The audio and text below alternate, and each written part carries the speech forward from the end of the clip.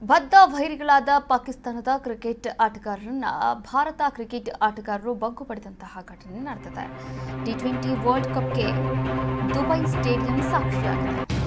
ಬದ್ಧ ವೈರಿಗಳನ್ನ ಬಗ್ಗು ಪಡೆದ ಭಾರತ. ಪಾಕ್ ವಿರುದ್ಧ ಭಾರತಕ್ಕೆ ಭರ್ಜರಿ ಗೆಲುವು ಸಿಕ್ಕಿದೆ. ಟೀಮ್ ಇಂಡಿಯಾಗೆ 5 ವಿಕೆಟ್ಗಳ ಜಯ ಸಿಕ್ಕಿದೆ. ಸತತ 9ನೇ ಬಾರಿಗೆ ಭಾರತಕ್ಕೆ ಏಷ್ಯಾ ಕಪ್ ಕಿರೀಟ ಸಿಕ್ಕಿರುವಂಥದ್ದು, ತಮ್ಮದಾಗಿಸಿಕೊಂಡಿರುವಂಥದ್ದು. ದುಬೈನಲ್ಲಿ ನಡೆದ ಏಷ್ಯಾ ಕಪ್ 2025 ಟೂರ್ನಿ ರಣರೋಚಕ ಪಂದ್ಯದಲ್ಲಿ ಭಾರತ ಜಯಭೇರಿಯನ್ನ ಬಾರಿಸಿದೆ. ಅಂತಾರಾಷ್ಟ್ರೀಯ ಕ್ರಿಕೆಟ್ ಕ್ರೀಡಾಂಗಣದಲ್ಲಿ ಪಂದ್ಯ ನಡೀತಾ ಇತ್ತು. ಭಾರತದ ಪರ ಅರ್ಧ ಶತಕವನ್ನು ಬಾರಿಸಿದಂತಹ ತಿಲಕ್ ವರ್ಮಾ, ಸಂಜು ಸ್ಯಾಮ್ಸನ್, ಶಿವಂ ದುಬೆ ಆರ್ಭಟವನ್ನು ಮುಂದುವರೆಸಿದ್ರು. ಅಂತಾರಾಷ್ಟ್ರೀಯ ಕ್ರಿಕೆಟ್ ಕ್ರೀಡಾಂಗಣದಲ್ಲಿ ದುಬೈನ ಅಂತಾರಾಷ್ಟ್ರೀಯ ಕ್ರಿಕೆಟ್ ಕ್ರೀಡಾಂಗಣದಲ್ಲಿ ಭಾರತ ಪಾಕಿಸ್ತಾನ ವಿರುದ್ಧದ ಏಷ್ಯಾ ಕಪ್ 2025ರ ಟೂರ್ನಿಯಲ್ಲಿ ಹೈವೋಲ್ಟೇಜ್ ಪಂದ್ಯದಲ್ಲಿ ನಮ್ಮ ಭಾರತ ಗೆಲುವಿನ ನಗೆಯನ್ನ ಬೀರಿರುವಂಥದ್ದು. ಈ ಗೆಲುವಿನ ನಗೆ ಪಾಕ್ ವಿರುದ್ಧ ಭಾರತಕ್ಕೆ ಭರ್ಜರಿ ಗೆಲುವನ್ನು ಕೂಡ ತಂದುಕೊಟ್ಟಿದೆ. ಟೀಮ್ ಇಂಡಿಯಾಗೆ 5 ವಿಕೆಟ್ಗಳ ಜಯ ಸಿಕ್ಕಿರುವಂಥದ್ದು. ಇದು ಸತತ 9ನೇ ಬಾರಿಗೆ ಭಾರತಕ್ಕೆ ಏಷ್ಯಾ ಕಪ್ ಕಿರೀಟ ತನ್ನದಾಗಿಸಿಕೊಂಡಿರುವಂಥದ್ದು. 41 ವರ್ಷಗಳ ಬಳಿಕ ಬದ್ಧ ವೈರಿಗಳಾದಂತಹ ಪಾಕಿಸ್ತಾನ ಮತ್ತು ಭಾರತ ಎರಡೂ ತಂಡಗಳು ಕೂಡ ಮುಖಾಮುಖಿಯಾಗಿದ್ವು. ಅದು ಫೈನಲ್ ಮ್ಯಾಚ್ನಲ್ಲಿ 41 ವರ್ಷದ ಬಳಿಕ ಸತತವಾಗಿ 6 ಪಂದ್ಯಗಳನ್ನು ಕೂಡ ಗೆದ್ದು ಬಂದಿರತಕ್ಕಂಥ ಇಂಡಿಯಾ ಕೊನೆಗೆ ಫೈನಲ್ ಪಂದ್ಯದಲ್ಲಿ ಪಾಕಿಸ್ತಾನವನ್ನು ಬಗ್ಗು ಪಡೆದಿದೆ. ಈ ಮೂಲಕ ಟೀಮ್ ಇಂಡಿಯಾಗೆ 5 ವಿಕೆಟ್ಗಳ ಜಯ ಕೂಡ ಸಿಕ್ಕಿರುವಂಥದ್ದು.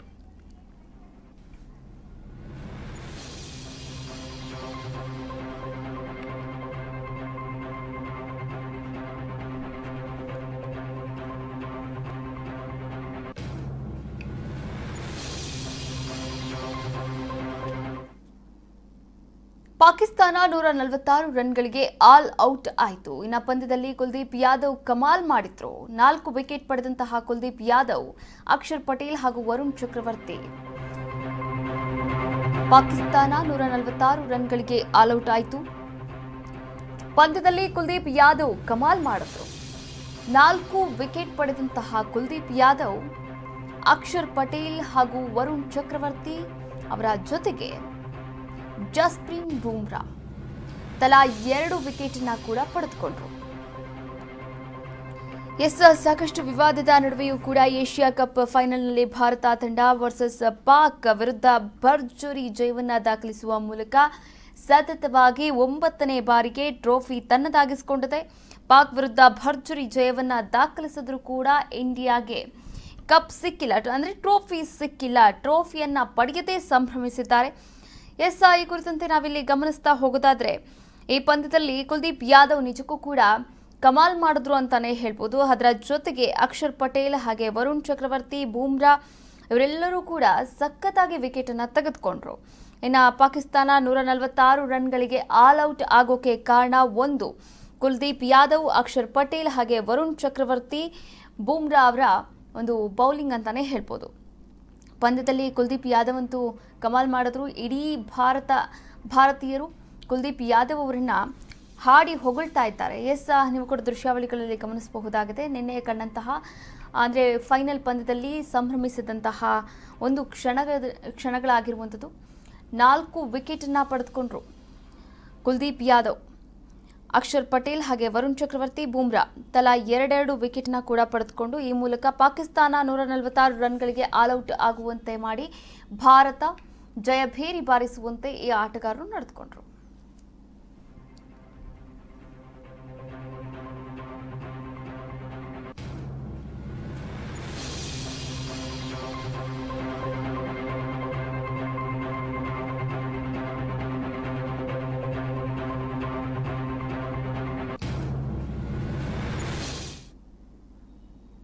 ಟೀಮ್ ಇಂಡಿಯಾಗೆ ಗೆಲುವಿನ ಸಿಂಧೂರದ ತಿಲಕ ಹಚ್ಚಲಾಗಿದೆ. ಆದರೆ ಫೈನಲ್ ಗೆದ್ರೂ ಕೂಡ ಭಾರತಕ್ಕೆ ಟ್ರೋಫಿ ಸಿಕ್ಕಿಲ್ಲ.